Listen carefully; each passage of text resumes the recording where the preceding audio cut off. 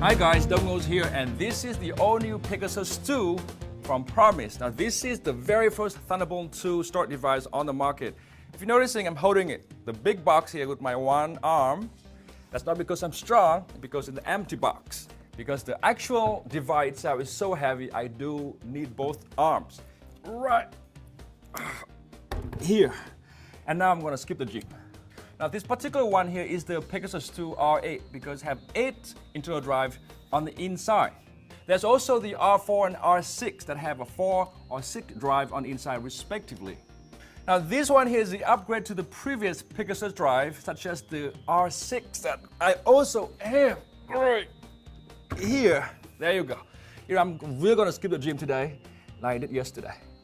Now the only difference between the two is this one here support Thunderbolt and this one right here support Thunderbolt 2. On the back here you're going to see there are 2 Thunderbolt ports.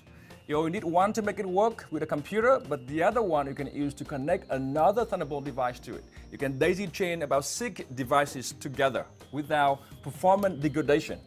Now at 20 gigabit per second, Thunderbolt 2 is very fast, but there's a catch. You do need new computer that support it.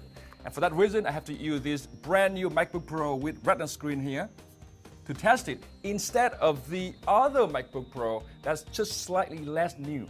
Now in my testing, the Pegasus2 here was actually very fast, offering the sustained real-world speed of some 360 megabyte per second for writing and some 380 megabyte per second for reading. That is actually very fast and almost double that of the older Pegasus. Now this device here is a hardware RAID system, and that means you can configure its internal drive into all the RAID configuration available for the amount of drives it has. For example, the R8 here supports RAID 0, RAID 1, RAID 10, RAID 5, RAID 6, and RAID 5.0. It includes a software utility for you to manage and build the RAIDs. It's very easy to do. It's also very easy to replace the drive by yourself on the front right here. And despite the large size and also very large fans here on the back, it's actually very quiet.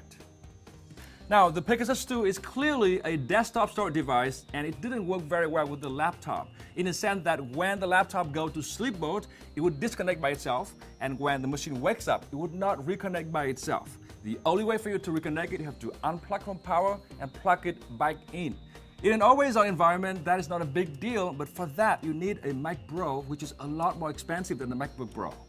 Now, for most consumers, I would say that this storage device is overkill, but if you want speed or edit 4K video in real time, this is it. You'll be very happy with it.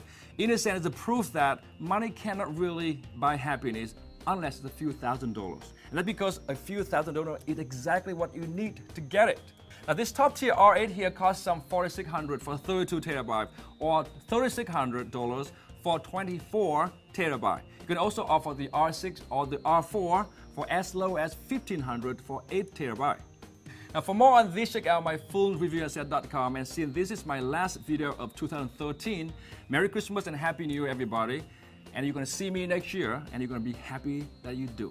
And that's because I'm Dong Ngo, and this has been the first look at the Pegasus2 from Promise.